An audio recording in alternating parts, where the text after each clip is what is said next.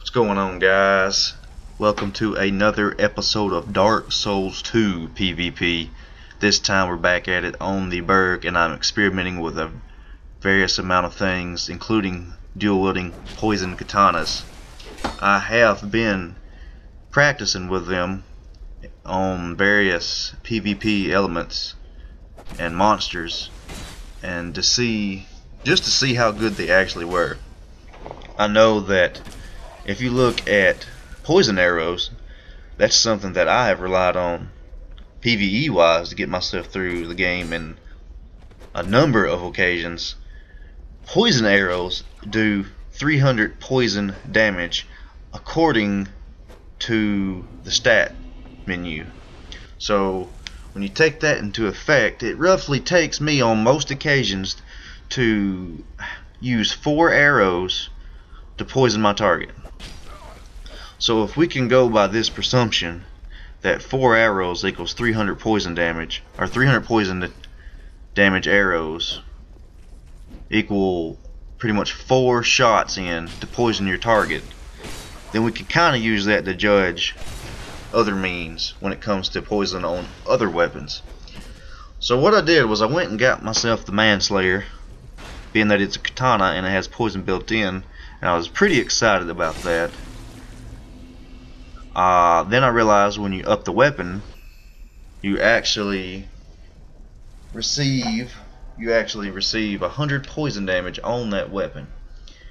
And let me see here. Got the game open.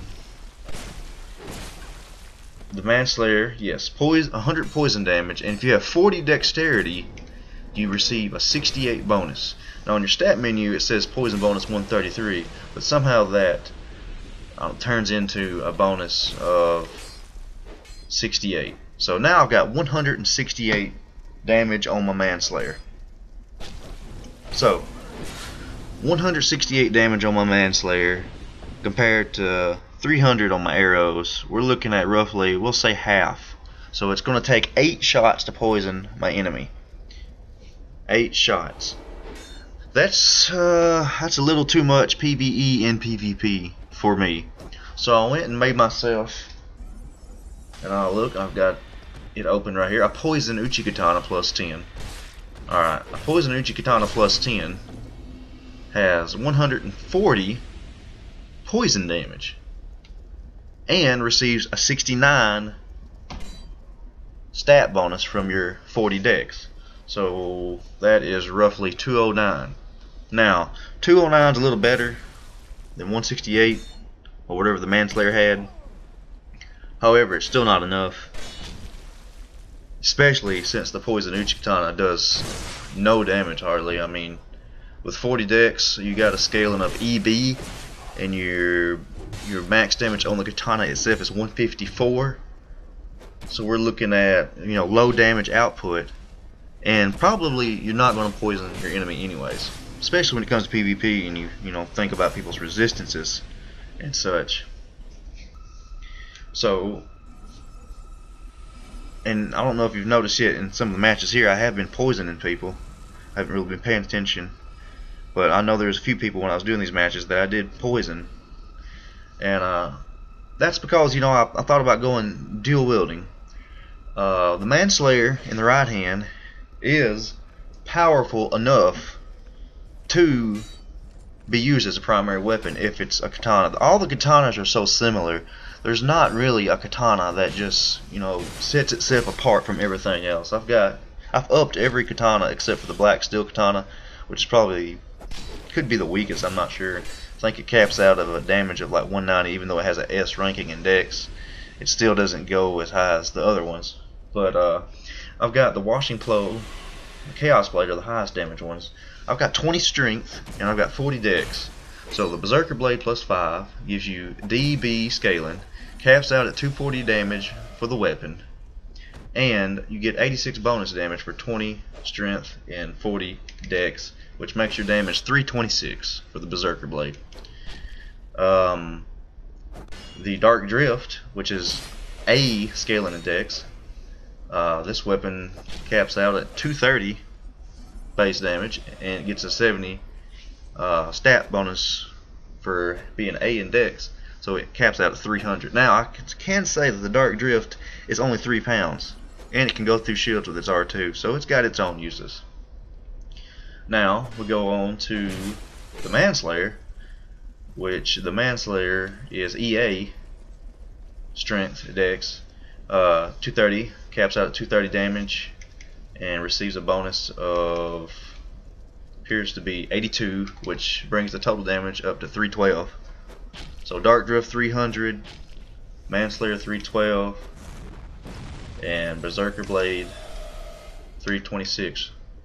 Out of those three, honestly, I'd probably choose the Dark Drift myself for more mobility and stamina recovery, and I guess the ability to go through shields. I haven't really tested that out yet. I know I've used the shuttle, and it can come in handy. The washing pole, however, is, of course, it weighs 10 pounds, and you can only get off like 4 shots with the amount of endurance that I have. 20 endurance, you get off 4 shots compared to 5 with the other katanas, if you would sit there and spam R1. But the damage on it is 334, and obviously it's got the longest reach, so if you're looking for reach and you're looking for damage, I would probably choose the washing pole over all those. And then you compare it with the Chaos Blade. Was the Chaos Blade damages yourself? It weighs 6 pounds, and the damage on it is 335, so it's just a couple more than the washing pole. It's definitely been nerfed since the last game. It usually set itself far beyond, but those katanas, you know, they're all so close damage wise that, you know, I could choose the Manslayer if I wanted to and use it as my primary weapon, and then on the left hand just have the poison Uchi Katana on for added poison damage. So when you have the poison Uchi Katana in the left hand, and that's going to give you roughly 209 poison damage, and if you have the Manslayer on in the right, you're going to roughly get 168. So 168 and 209 to 309. We're looking on up there that you can actually poison people just as you could with the poison arrows. That is, if you hit, you know, with both weapons at the same time, you're applying poison. Just 2 L1s and applies the poison 4 times. So that is actually pretty viable. I don't like dual wielding as much as having a weapon in my right hand and maybe on pyro in my left hand, and, you know, holding the weapon in 2 hands. But I mean, it's something to experiment with, and you can do the same thing with bleed. I plan on doing that soon. So the poison damage there was, as you've seen in a few of these matches, was pretty good. Here I get my revenge on this guy right here. He killed me the last time, and I was just trying out that curved great sword, that curved dragon one. I've only got it at +4. It has an S scaling in dexterity and like a C in strength, so it's definitely got a damage advantage over everything. But I'm not real good at those kind of weapons yet. I've been mainly throughout the game using I used Katana and some curved weapons, stuff like that. Excuse me. And I brought out some poison throwing knives here. I thought that might help the dual wielding poison katanas.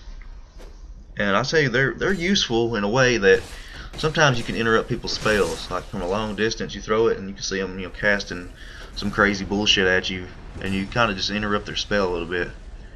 Pretty handy, pretty handy. It doesn't do a lot of damage, but they do come in handy, especially in that moment of combat where you're really just feeling each other out and kind of thinking about what you're going to do and watching what they're going to do.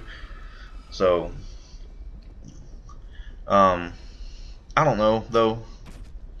I'm gonna got this set up. I'm gonna go with the Dark Drift actually, and I'm gonna go to the arena. That's probably gonna be my next video. It's gonna be super lightweight, probably 10% or less in equipment load. The Dark Drift, like I said, it's only 3 pounds. So that's what I plan on doing for the next video. Right now I would probably say the best katana to me is the Chaos Blade, just because It's got a considerable amount of reach over all the katanas except for the washing pole, and it doesn't exaggerate its weight and its I guess stamina issues that the washing pole has. Honestly though, I mean, probably a good washing pole user, if you got real good at it, you probably could outrange the Chaos Blade every time. But that's just my own personal preferences at the moment. I actually thought about respecking into strength, but strength weapons do so much more damage. But I'm still gonna stick it out with Dex. We're gonna see what we can do. And I've done some tests when it comes to casting speed and pyromancy, and I can tell you this, that even having 100 casting speed extra casting speed doesn't really help all that much. I mean, it might provide, you know, like 0.2 of a second advantage when it comes to throwing a fireball. But yeah, guys, that's pretty much it here. I hope you enjoyed these matches. These just random matches I've had throughout the day. And stay tuned for the next video. I will be probably in the arena. Until next time, later.